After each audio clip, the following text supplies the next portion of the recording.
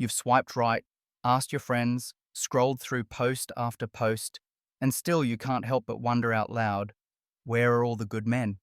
Are they hiding? Have they disappeared? Or could something much stranger, something no one likes to admit, be going on? What if I told you that popular culture, social media, and the very movies we all grew up loving are quietly teaching you to crave unavailable men?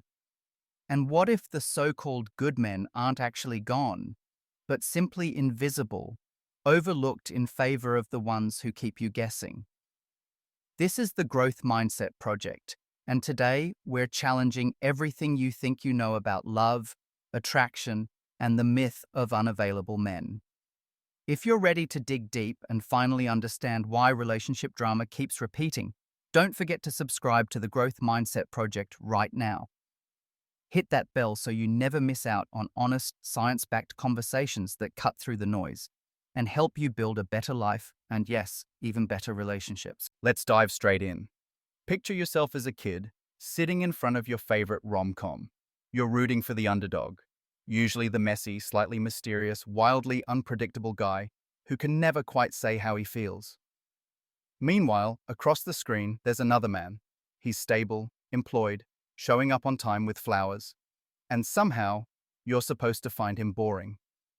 As you grow up, you see this love triangle played out over and over again.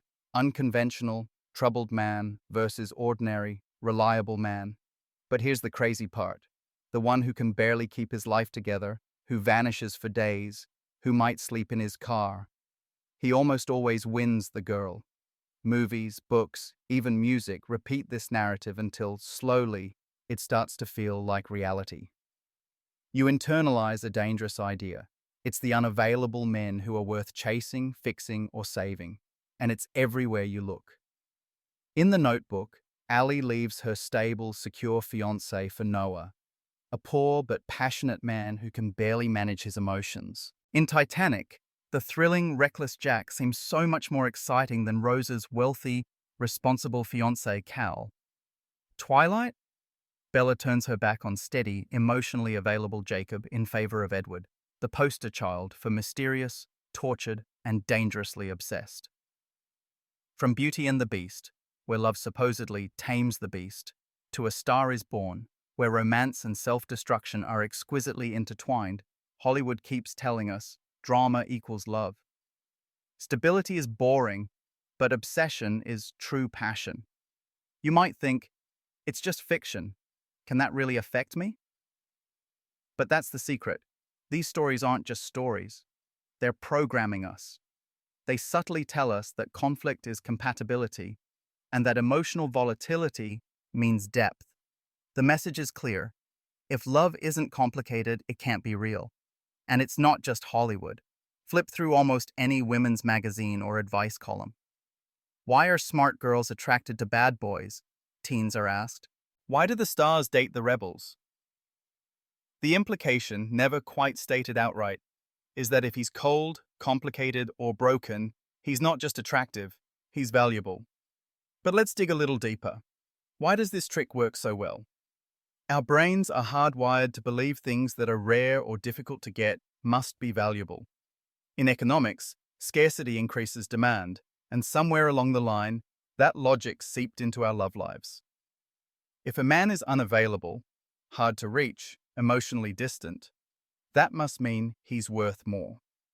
If his affection feels like something you won after a long chase, it becomes addictive, even if the prize isn't what you need.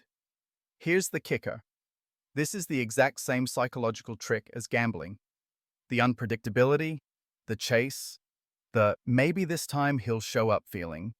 It keeps you hooked, just like a slot machine. Your brain fires off dopamine every time you get a text, a scrap of attention, a sign that the unavailable man might finally change. You're not really falling in love. You're chasing that intermittent reward your nervous system has learned to crave. If you've gotten this far, take a second to tap that like button and drop a comment below. Have you ever found yourself hooked on the unpredictability of someone who just couldn't commit? Let's get a real conversation going. Here's where things get even more interesting. In a world that glorifies the chase, healthy, emotionally available men start to vanish.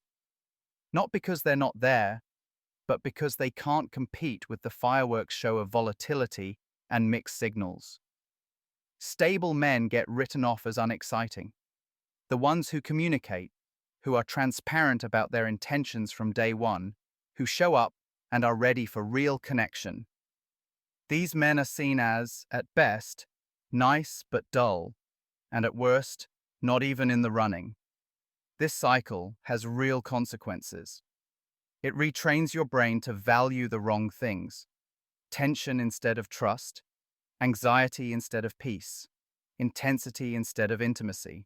That narrative of, if he's hard to love, it must be real love.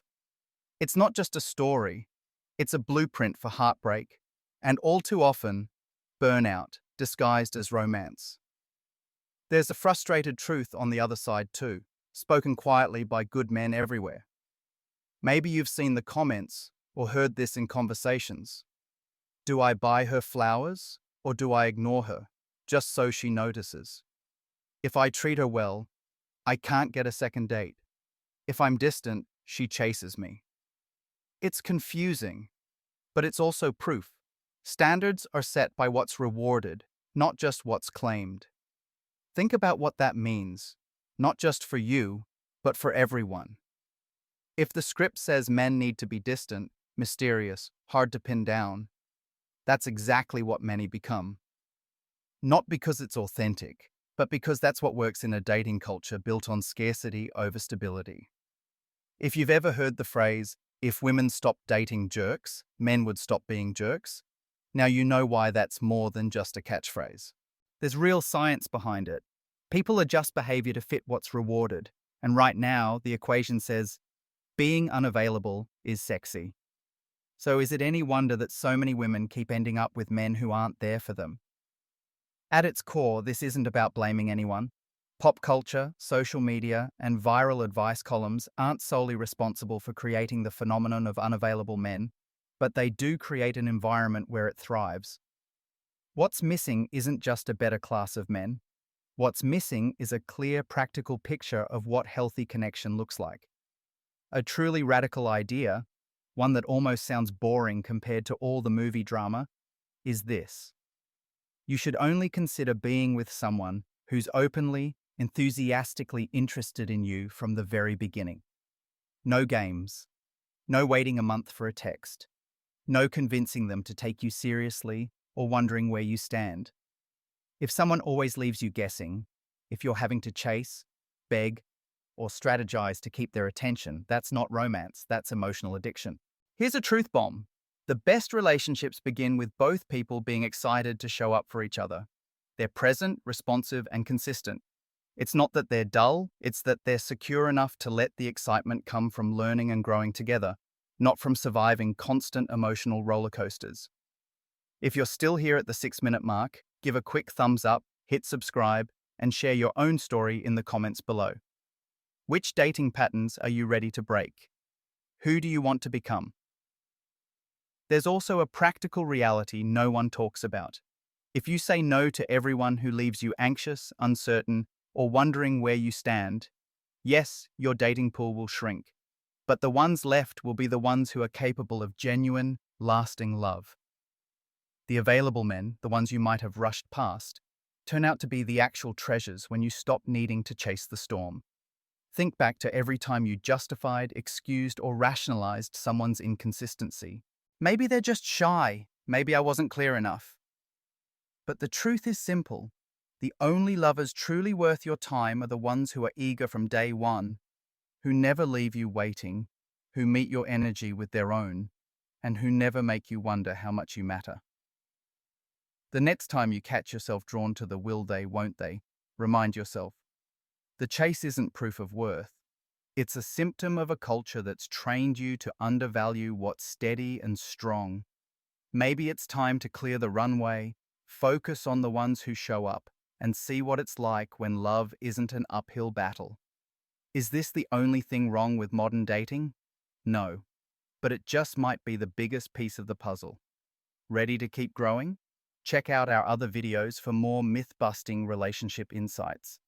Make sure you hit the bell so you won't miss what's next on the Growth Mindset Project, where we turn confusion into clarity and drama into lasting connection.